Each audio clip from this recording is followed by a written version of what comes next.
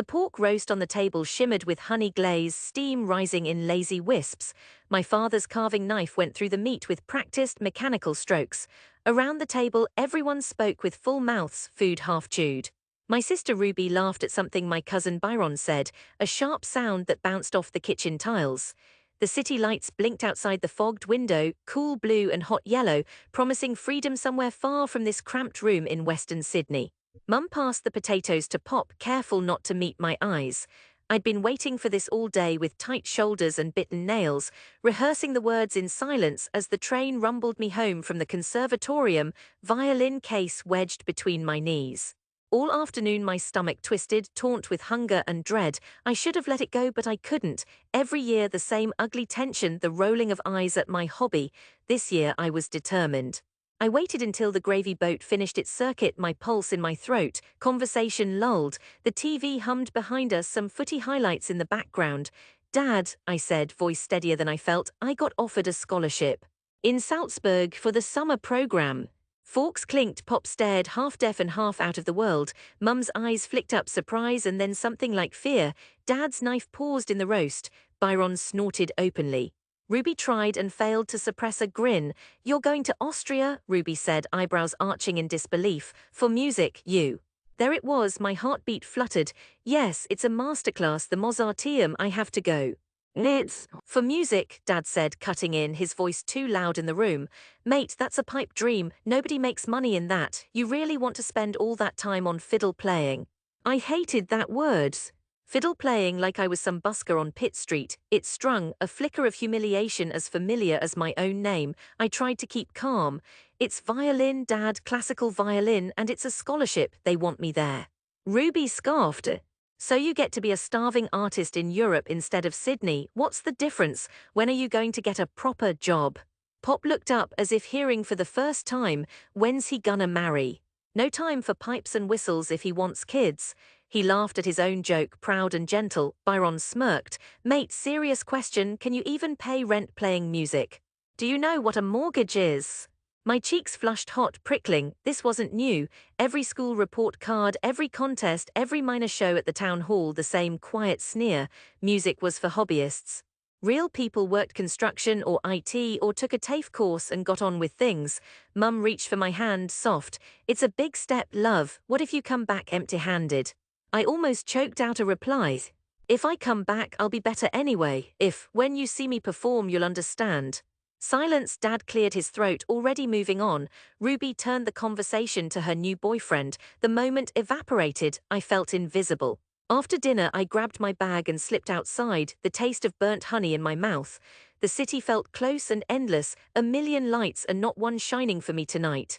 The flight to Vienna was long and purgatorial, my knees jammed against the seat in front, violin case a precious weight over my head. Each layover, each customs line, I wondered if everything they'd said was true. That the world was too big, too loud for one average boy from Bankstown with a battered violin case.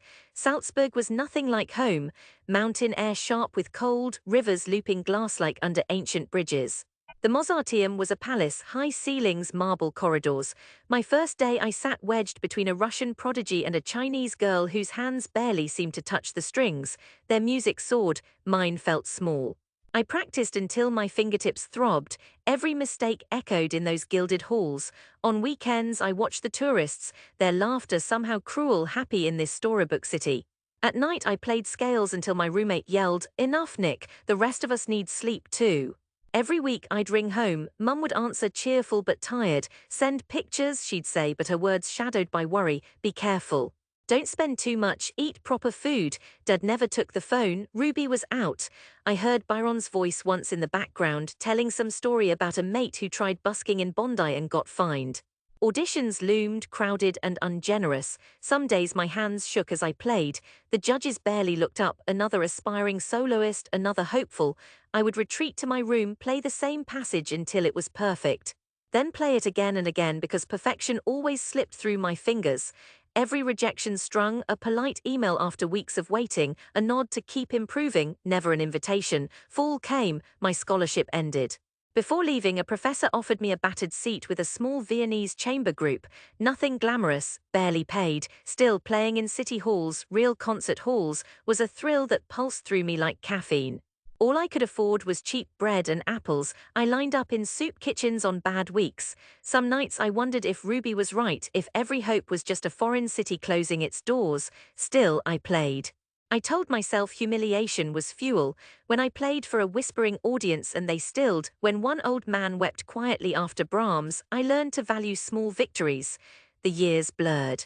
Rejections faded, replaced by new names, new faces, occasional contracts. I sent money home when I could, small amounts. Mum was always grateful but avoided the topic. Ruby married, had a baby girl, messaged me once with a baby photo. I replied with a video of me on a stage in Prague. She never responded. One muggy night in Vienna, after a sweaty, brutal summer, I was called for an audition with the Staatskapelle Dresden. I almost didn't go, I'd lost so many times before, but I dressed tight, pressed my collar, and played the Tchaikovsky concerto as if my skin was on fire. I felt the music like a live nerve, my heart matching every measure. When I finished, the panel was silent, then one woman nodded and said, "Dank, wir würden Sie benekrichtigen." 2 weeks later the job offer came, principal second violin, full contract. I couldn't believe it. I started in autumn, learning a new city, a new rhythm. We toured Paris, Budapest, Seoul. Every city felt less foreign, my accent faded. Mostly I stopped thinking about Sydney. Time trickled by, a handful of years, new memories. Maybe I changed or shed some invisible skin. I learned to joke in German, to play cards on trains, to unpack in a dozen anonymous hotel rooms. The loneliness faded into a background hum, familiar as a distant highway. One night in my tiny Dresden flat, Mum called. "There's news," she said, voice trembling a bit. "The Sydney Symphony's hosting a festival. They want you as a guest soloist." A pause. "Your father found the article."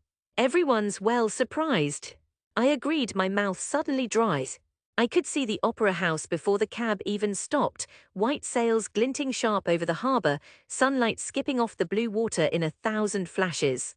Sydney looked both the same and strangely narrow. My hands trembled as I lifted my violin from its case.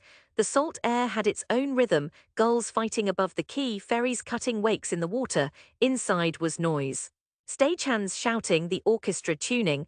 I met familiar faces, old teachers, a conductor who once told me music was a lottery for doomed romantics. We rehearsed Mahler's Fifth, the sound huge and muscular under the glass-walled dome. I lost myself in the rehearsals, only panicking when my solo approached. I saw my name in the program, printed in block capitals. It felt like reading someone else's story. On opening night, my family arrived late. I watched from backstage as ushers squeezed them into reserved seats near the front, the entire clan, even Byron looking awkward in an ill-fitting suit, Ruby with her little girl wriggling beside her. Mum clutched her bag like a shield. Dad's jaw worked silently, eyes fixed on the gilded ceiling as if it might fall. The house lights dipped, my heart stuttered, the orchestra around me moved as one, 100 bows rising, breath held. The opening bars were a whisper, then Mahler's thunder rose, cellos thick and mournful, horns shimmering overhead. My cue came, I stood, violin gripped tight and played. Every note I played was a memory. The kitchen tiles sticky with beer, Ruby's laughter razor sharp, Dad's grunt of disapproval. I played my hunger, my loneliness, the months of bread and apples, the freezing Vienna nights. I played for Mum's soft hands and Pop's cheerful jokes, Byron's mockery and my own shame. I played until the hall blurred and the only sound left was the bow racing across the strings. When the final note faded, the crowd rose in waves, applause breaking over the stage. I glimpsed my family on their feet, Ruby wide-eyed, Byron wordless, Mum weeping openly. Dad clapped slowly, unsure, but his face was open with something like awe. Afterwards, I found them in the green room. Mum hugged me first, clutching at my jacket. "Oh, Nick," she whispered, I just didn't know." Her tears soaked my shirt. Ruby stepped back, cheeks pink. "That was, you're really good, like famous good." Her voice trembled, all sarcasm gone. Byron held out a hand, awkward as ever. "Mate, that was, I never expected, sorry for the shit, really. You showed us." Dad's handshake was rough, eyes red. "Son, I was wrong, you did it, I'm proud, you know, proper proud." I couldn't speak. An orchestra member interrupted, offering congratulations, relief washing over me that the laughter was gone, no more hobby, no more fiddle playing, no more jokes about paying rent. Later, after the crowd had left, we walked down to the harbour. The sails of the opera house gleamed overhead. Ruby's little girl tugged my sleeve. "You play so pretty," she said, smile gap-toothed, arms open for a hug. We walked together, a strange, gentle hush between us. Mum slipped her arm through mine. Dad told me about renovations at home. Byron asked about Vienna, eyes still doubtful but crackling with respect. Ruby said, "Promise you'll play for us at home, just once." That night, as the city glimmered and ferries whispered away from the quay, I felt the old pain begin to ease, like a splinter drawn clean. Not every wound heals in a moment. But as my family moved with me through the city's lights, I knew I had played my way home. I had turned rejection into something true, something heard, something they finally understood. In the echo of music fading across the harbour, I was not ashamed.